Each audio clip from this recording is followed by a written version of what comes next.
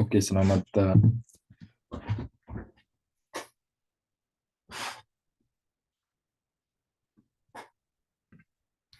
selamat malam untuk kita semua. Eh, Ya, selamat berjumpa lagi. Kalau tidak salah ini pertemuan bersama saya dalam persekutuan doa ini Loving Praying Family untuk yang keempat atau kelima kali bersama dengan saya. Dan saya sudah merasa menjadi seperti keluarga, bagian dari keluarga. Tapi minta maaf kalau saya yang merasa seperti itu. Sehingga untuk saya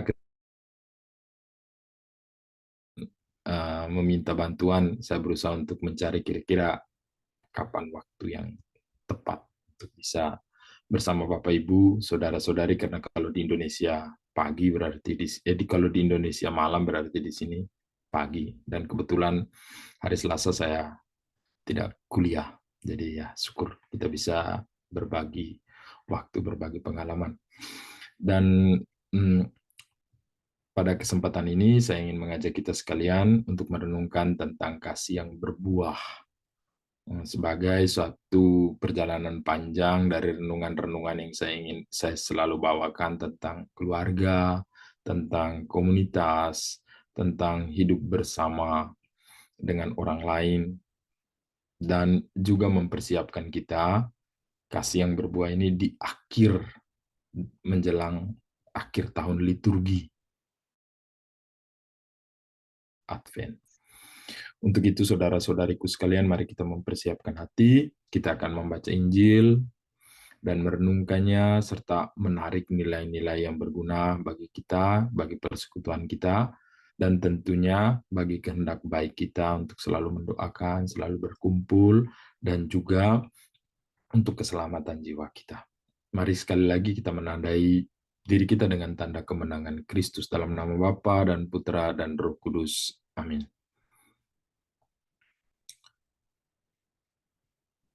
Mohon ditampilkan dia punya slide kalau ada Ibu. Oke. Mari kita berdoa. Allah Bapa yang Maha Pengasih dan Penyayang, kami mohon berkat dan kuasa-Mu atas kami sekalian. Kami telah berdoa rosario untuk para arwah. Ingin merenungkan tentang kasih-Mu yang berbuah baik bagi diri kami sendiri maupun bagi sesama kami. Kami mohon lindungilah kami dalam pertemuan kami malam ini, agar Roh Kudus-Mu turun ke atas kami, mengurapi kami semua, sehingga kami dapat mewartakan dan mendengarkan bagaimana firman-Mu berbicara dan menuntun langkah-langkah kami. Demi Kristus Tuhan dan pengantara kami. Amin. Tuhan bersamamu dan bersama rohmu. Inilah Injil Yesus Kristus. Mungkin kita langsung ke Injilnya. Inilah Injil Yesus Kristus menurut Santo Lukas. Dimuliakanlah Tuhan. Seorang Samaria yang baik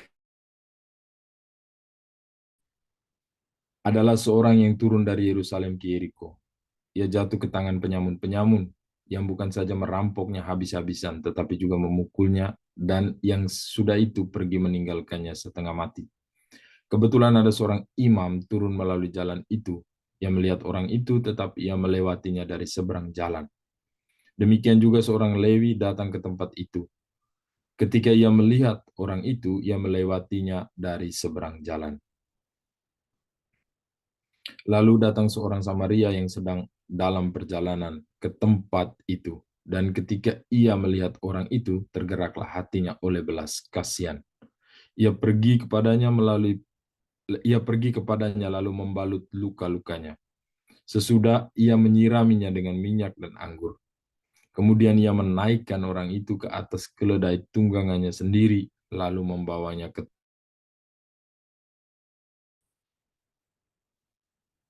Keesokan harinya ia menyerahkan 2 dinar kepada pemilik penginapan itu, katanya, rawatlah ia, dan jika kau belanjakan lebih dari ini, aku akan menggantinya waktu aku kembali.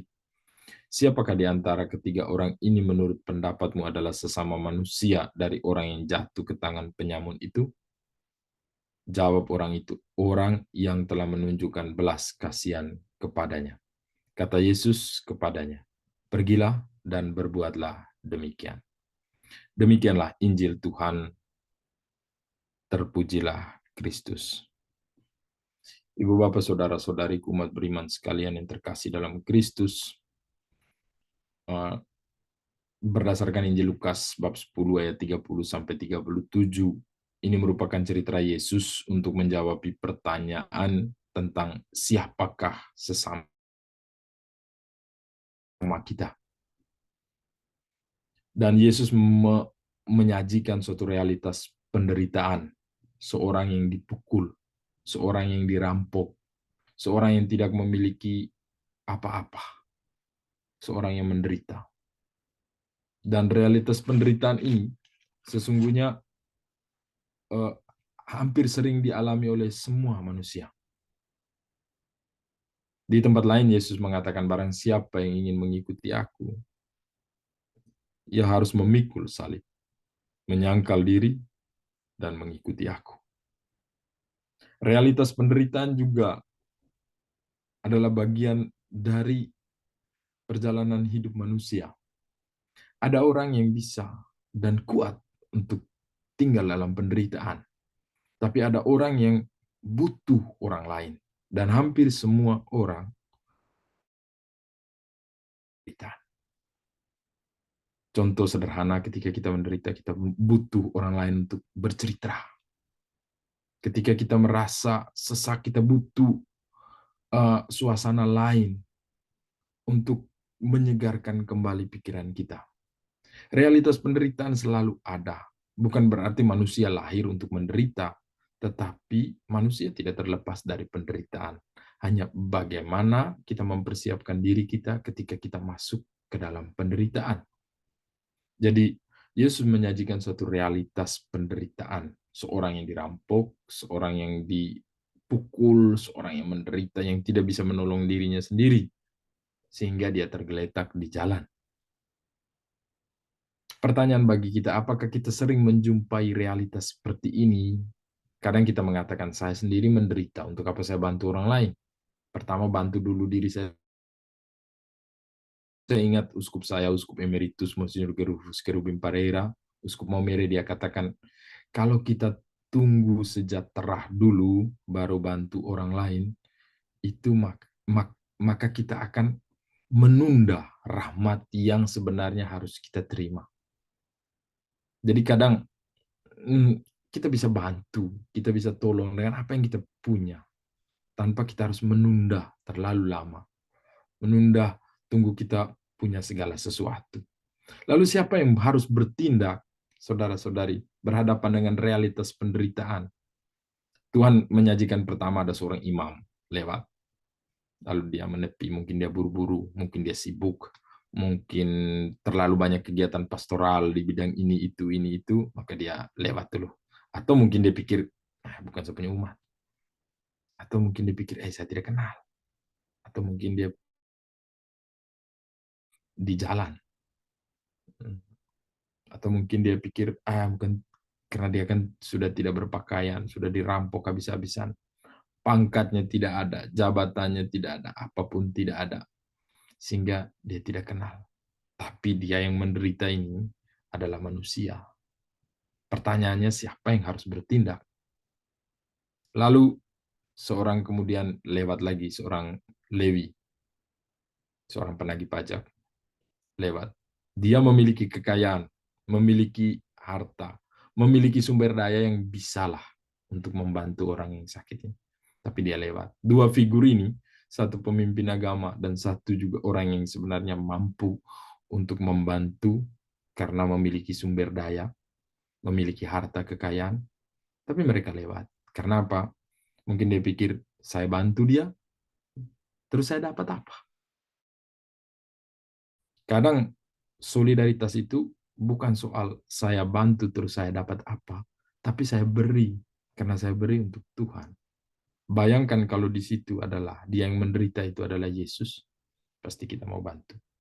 Tapi kadang memang dunia saat ini kadang saya tidak tahu, karena saya tidak hidup di Jakarta, tidak hidup di kota besar, kami hidup di kota kecil seperti di Flores, jadi pengemis-pengemis jarang. Tapi pengalaman saya di Roma, banyak juga pengemis dan orang yang homeless itu, yang tidak punya rumah, tunawisma. Itu ada yang memang benar menderita, tapi ada yang membuat orang tidak tidak mau memberi karena mereka hanya istilahnya, kalau istilah di Indonesia itu mereka hanya prank saja. Mereka hanya istilahnya mereka berakting seperti itu supaya orang memberikan belas kasih kepada mereka, memberikan sesuatu. Kalau di Roma kami biasa diingatkan bahwa jangan beri uang karena mereka nanti akan menggunakan uang itu untuk membeli narkoba atau membeli ini alkohol, minuman beralkohol, lalu mabuk-mabukan. Tapi kadang masuk akal juga kenapa mereka harus beli alkohol, karena dingin dan mereka tidak punya rumah. Lalu mereka butuh alkohol untuk membuat mereka sedikit hangat. Tapi lebih daripada itu, bahwa tantangan untuk memberi dan siapa yang harus bertindak, itu menjadi tantangan kita bersama, tantangan dalam komunitas. Bahwa bukan soal bagaimana mereka punya motivasi, tetapi apakah kita menjadi seorang Samaria yang tergerak hati oleh belas kasihan. Tergerak hati kita oleh keinginan untuk membantu. Orang Samaria itu dia berhenti, dia lihat.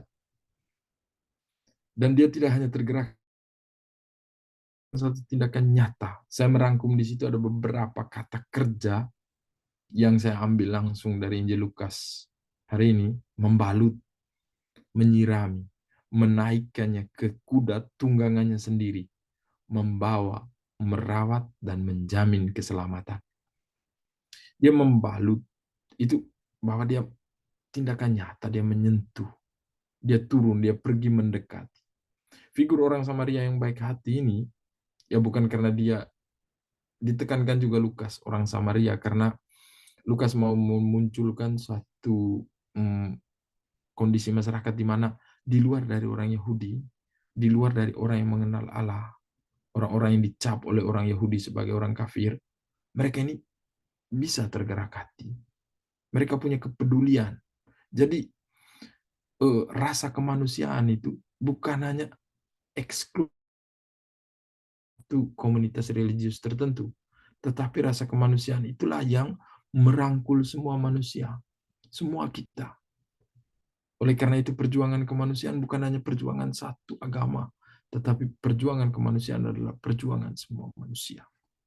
Oleh karena itu dia turun, dia berhenti, dia pergi membalut, menyirami, menaikkan ke kuda tunggangannya. Dia turun dari kudanya, tapi dia naikkan orang ini ke kudanya.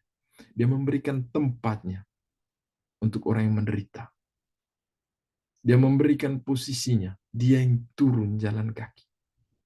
Walaupun dia punya kuasa untuk memerintahkan hamba-hambanya untuk merawat, tetapi dia sendiri yang merawat.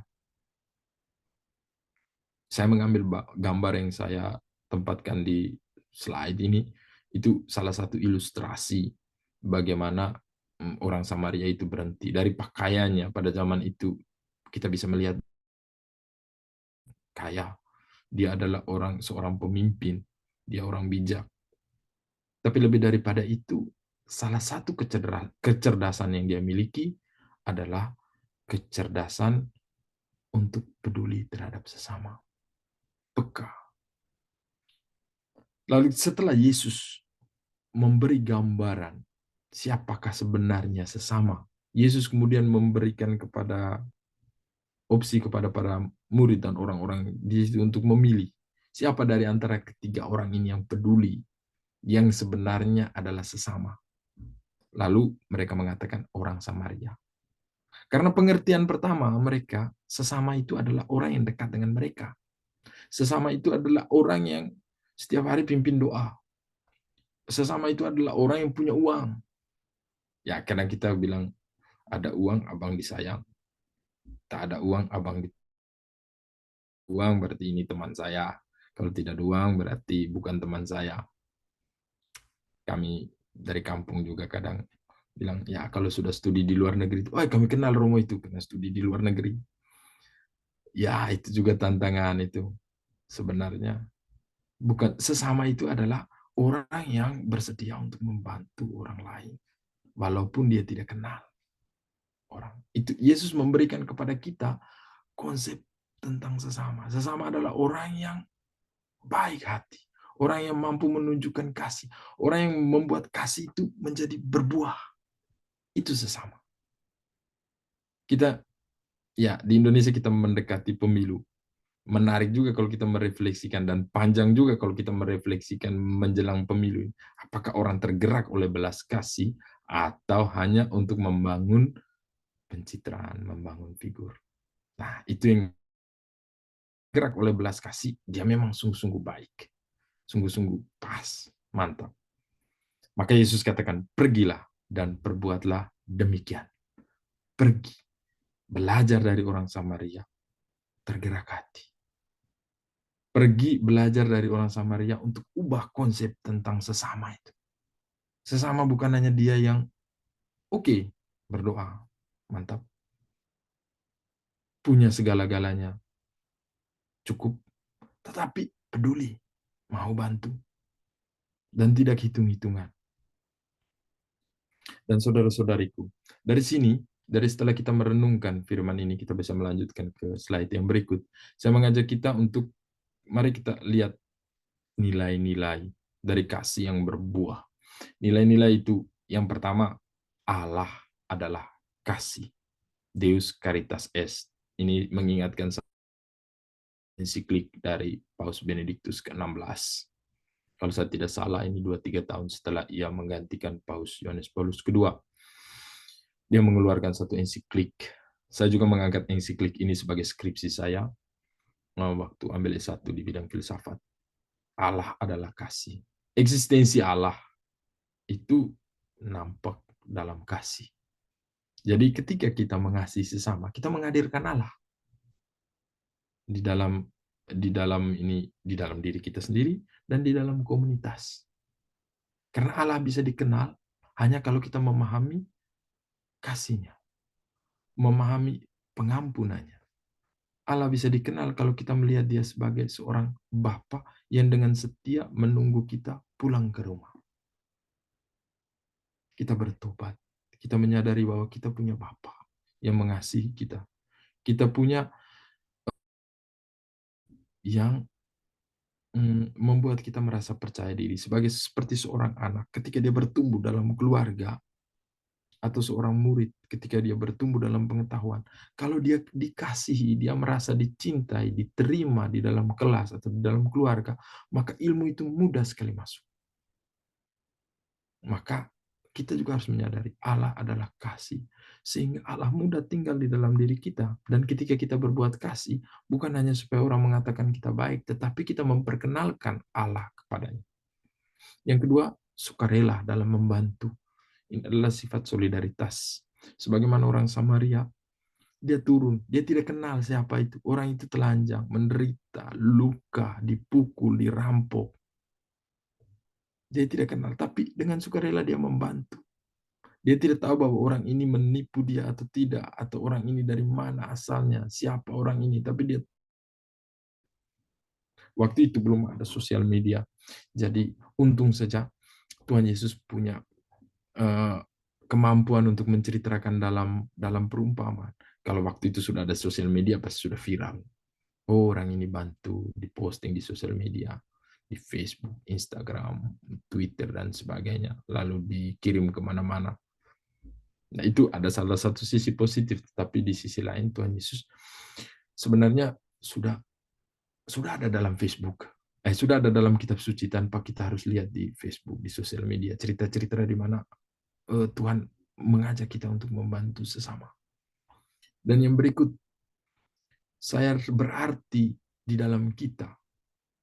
Saya merefleksikan konsep ini bertolak dari refleksi tentang kalau kita pernah lihat sapu lidi, kalau hanya satu lidi guna.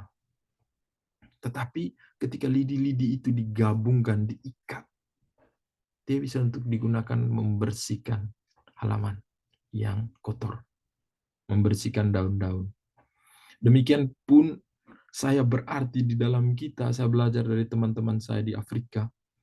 Di Afrika sebelum ada politik apartheid itu tentang perbedaan ras, hitam dan putih, dan sebagainya. Mereka, orang-orang hitam bisa bergabung karena mereka memiliki satu kesamaan, satu filosofi orang Afrika yang disebut Ubuntu. Ubuntu. U-B-U-N-T-U, Ubuntu. Ubuntu itu berarti saya berarti di dalam kita. Jadi dengan itu, bahwa saya menemukan eksistensi diri saya ketika saya berada dengan orang lain. Di Indonesia kadang kita kenal dengan satu kalimat, tidak ada manusia yang bisa hidup di satu pulau sendiri. No man in no island. Tapi saya tidak terlalu ingat itu. Hanya saya mau mengatakan bahwa saya berarti di dalam kita. Jadi dengan kita masuk ke dalam satu komunitas, masuk ke dalam suatu keluarga, saya berarti karena saya berasal dari keluarga ini. Saya berarti, saya tidak mungkin berarti dalam hanya karena saya sendiri. Oleh karena itu, orang Samaria itu dia merasa dia berarti ketika dia menolong sesama. Dalam komunitas ini, komunitas doa kita, persekutuan doa, loving praying family, tentu kita merasa berarti karena kita berada bersama dengan saudara-saudara kita. Kita merasa berarti karena kita bisa berdoa bersama. Dan yang terakhir, membangun kebiasaan berbuat baik. Berbuat baik bukan supaya orang lihat, tetapi harus menjadi satu kebiasaan. Ada satu buku yang menarik, saya baca. Kebetulan saya juga mengikuti satu kursus di sini untuk leadership. Atomic Habit. Kebiasaan atom yang kecil saja setiap hari. 1%, setiap hari kita berbuat baik. 1%. Maka sampai 1 tahun kita bisa berbuat baik. 23%. Sehingga kita sedikit ada progres dalam hidup kita. Oleh karena itu, membangun kebiasaan. Bukan karena kita mau jadi baik. Tapi orang baik adalah orang yang memang terbiasa berbuat baik. Dan itu nampak. Nampak sekali kalau orang baik. Kalau orang yang sesekali berbuat baik, nampak juga. Karena dia hanya berbuat baik untuk satu motivasi tertentu. Tapi kalau orang yang baik, memang benar-benar baik, dia berbuat baik karena tidak ada pilihan lain. Memang dia baik. Orang katakan, kau ini terlalu baik. Ya, memang karena dia baik. Ada yang enggak? Ya, hati-hati. Dia buat baik itu ada sesuatu. Ada U di balik B. Ada udang di balik batu. Itu nilai-nilainya. Mari kita ke slide berikut. Kira-kira apa tindakan nyata dari buah kasih? Saya menawarkan juga ada 4. Selain Allah adalah kasih, sukarela membantu. Saya berarti di dalam kita membangun kebiasaan berbuat baik. Terus saya memberikan 4. Kira-kira apa tindakan nyata yang mungkin kita sudah buat, kita sekedar mengingatkan kembali. Next ke slide berikut. Ini bagaimana mewujudkan kasih yang berbuah? Karena kita menyadari bahwa Allah adalah kasih, maka kita selalu diundang untuk memiliki kesempatan berkomunikasi dengannya melalui doa pribadi dan doa bersama. Karena bagaimana kita mau belajar kasih jika kita tidak memiliki relasi yang baik, yang konsisten dan continuous, berkelanjutan dengan Allah. Bagaimana kita dapat meneladani kasih-Nya kalau kita tidak berdoa untuk orang lain, berdoa untuk diri kita sendiri, mendedikasikan waktu kita dalam doa. Sehingga di situ kita bisa merefleksikan. Doa juga bisa berarti tenang, diam. Doa juga bisa berangkat dari firman Tuhan, membaca firman Tuhan setiap hari. Sehingga kita bisa meneladani kasih. Ini adalah proses di mana kita mendampingi diri kita sendiri, tapi kita juga mendampingi orang lain untuk mengalami bahwa Allah itu adalah kasih dengan berdoa. Kita tidak hanya mengatakan ini, ayo kita mengasihi sama, tapi kita mengundang sesama untuk berdoa. Seperti intensi-intensi kita berdoa dalam persekutuan ini, itu adalah wujud di mana kita mengasihi mereka. Baik mereka yang sedang sakit, mereka yang masih berjuang, walaupun mereka yang sudah meninggal. Nah, yang kedua, bagaimana kita membantu dengan sukarela. Di paroki-paroki, di tempat kita banyak istilahnya undangan untuk menjadi volunteer. Saya yakin Bapak, Ibu, Saudara-saudari sekalian pasti pernah menjadi volunteer. Dan ini salah satu langkah nyata. Kita pergi membantu tanpa mengharapkan imbalan. Tapi dengan itu, kalau kita merefleksikan apa yang kita dapat, sebenarnya ada satu kepuasan spiritual. Terima puji Tuhan saya bisa bantu. Walaupun saya tidak punya, saya hanya pergi bantu untuk pungut sampah, atau saya hanya pergi bantu untuk ada saja bersama dengan mereka, menemani mereka. Tidak perlu saya harus bantu yang besar-besar, tapi saya ada. Dan di sini, ya di beberapa paroki di Jawa, kalau saya tidak salah, saya juga hanya baru 1-2 kali misa di kota-kota besar. Ya, seperti saya sering katakan, kami anak dari kampung terus langsung kirim ke luar negeri. Ya, kita juga agak sedikit rasa luar biasa.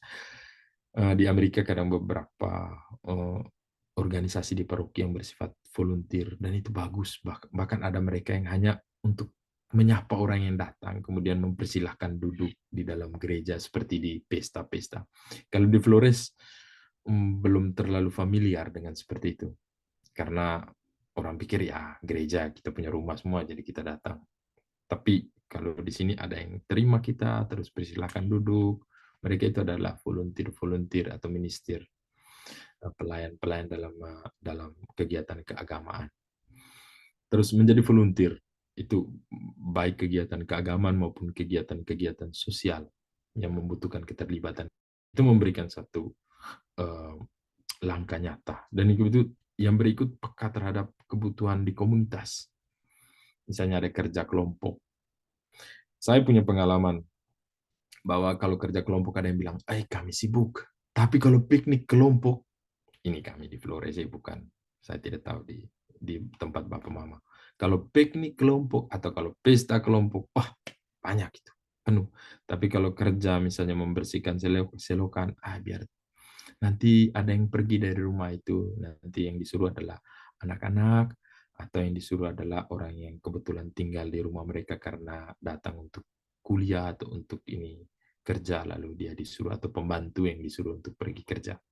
Peka terhadap kebutuhan komunitas itu menunjukkan bahwa ini kita berpikir bersama kira-kira bagaimana komunitas berjuang untuk menyelesaikan apa yang terjadi di sekitar kita.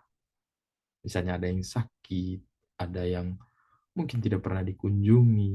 Ini di Amerika salah satu pengalaman saya, karena saya juga kerja di paroki, saya tinggal di paroki di sini sebagai pastor pembantu. Ketika kita pergi mengunjungi umat, salah satu pertanyaan kita adalah, engkau kenal yang di depan? Mereka bilang, kami tidak kenal. Sudah tinggal berapa lama? Sudah mau 5 tahun di sini. Sudah mau 5 tahun tapi tidak kenal. Ya, itu mereka punya kultur. Tapi sebenarnya ada satu nilai yang kurang dalam hidup bersama. Ketika orang menganggap bahwa yang di depan ini bukan, maksudnya tidak mau mengenal orang. Kita duduk saja di depan rumah, nanti tetangga itu langsung telepon polisi. Bilang, mereka berpotensi untuk melakukan kejahatan atau keributan, serta mengganggu kompleks. Polisi datang dan tegur. Ya, kulturnya memang beda. Tetapi kalau kita kembali ke kultur kita di Indonesia, peka terhadap kebutuhan komunitas, itu sebenarnya senada dengan kultur Kristiani.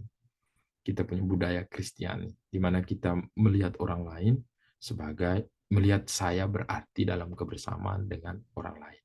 Dan yang terakhir, itu kebiasaan berbuat baik. Salah satunya itu berdonasi, memberi sedekah. Memang ada 3 kebiasaan orang beriman: berdoa, berpuasa, dan sedekah. Kalau kita memiliki suatu intensi yang kita mau doa dalam novena, maka kita bukan hanya berdoa, tapi usahakan berpuasa dan juga bersedekah, berdonasi. Memang kadang orang bilang, saya mau bantu kalau saya tahu jelas ini, itu bagus juga. Tapi ada baiknya juga kita ya memprogramkan, walaupun itu terkesan sukarela atau mendadak, tapi mengalokasikan, bukan dari sisa yang kita miliki, tetapi memang ada keuntungan dari pekerjaan kita yang kita bisa berikan kepada orang lain, berdonasi. Dan tidak usah pikir bahwa apa yang kita beri itu nanti kembali lagi kepada kita. Namanya berdonasi itu kita memberikan karena kita bersyukur bahwa Allah sudah memberikan. Tidak tunggu kita menjadi kaya sebagaimana saya katakan, saya kutip dari perkataan Monsignor Gerulfus Cherubim Pereira, Uskup Emeritus kami. Tidak tunggu kita menjadi kaya baru kita bisa berdonasi. Tetapi kalau kita berdonasi, kita bisa memberinya kapan saja dan berapa saja kita memberi, untuk entah untuk pembangunan gereja, untuk lingkungan, untuk apa saja. Dan itu sebenarnya membangun juga kebiasaan dalam diri kita, memberi kolekte di gereja. Jangan karena, oh pastor ini yang misa, saya tidak beri kolekte. Pastor ini yang misa, saya bukan, kolektenya bukan untuk pastornya, tapi untuk komunitas gereja. Atau nanti kalau misalnya dalam perjalanan waktu ada sesuatu, misalnya ada masalah keuangan di paroki atau ada begini-begini, yang berdosa kan bukan kita, tapi mereka yang mengatur keuangan itu tidak beres, itu yang berdosa. Kadang orang bilang, saya tidak mau beri karena pastor ini tidak biasa tegur kami.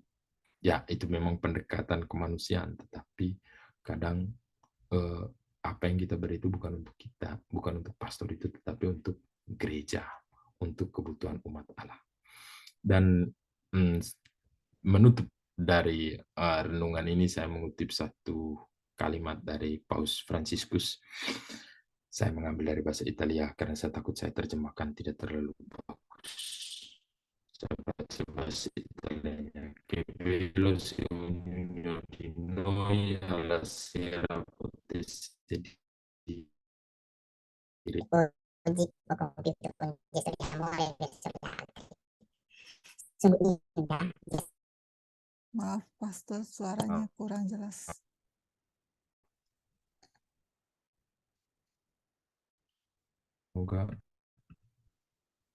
semoga bisa kurang jelas. Sepertinya internetnya putus-putus.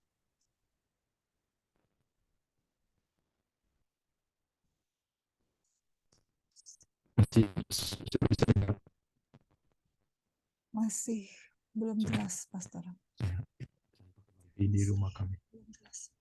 Nah, ini lumayan. Tunggu sedikit ya. Silakan.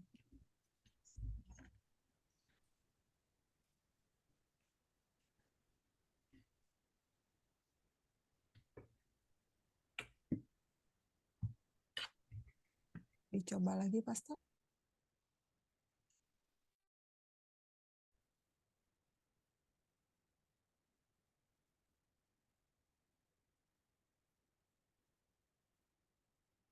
Halo, Romo Doni.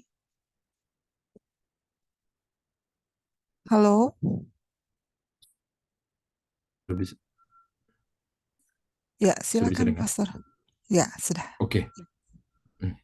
Ya, saya kira-kira tadi sampai di mana tadi? Sampai di sini sudah. Ketika kita beralih ke slide berikut. Ya, dimulai dari Cebelo. Oke. Oke. Ya, saya menutup renungan ini dengan undangan dari Bapak Fransiskus untuk mengasih sama.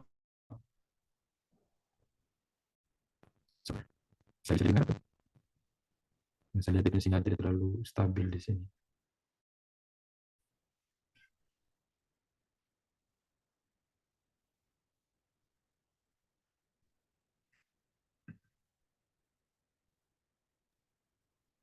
Halo? Ya, silakan, Pastor. Oke, sekarang. Oke. Minta maaf, saya kayaknya wifi agak terganggu. Itu saya tidak tahu.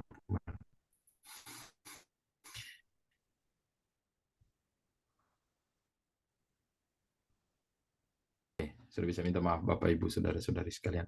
Saya mau menjelaskan bahwa di akhir dari renungan ini, setelah kita merenungkan tentang bagaimana Allah adalah kasih, tindakan-tindakan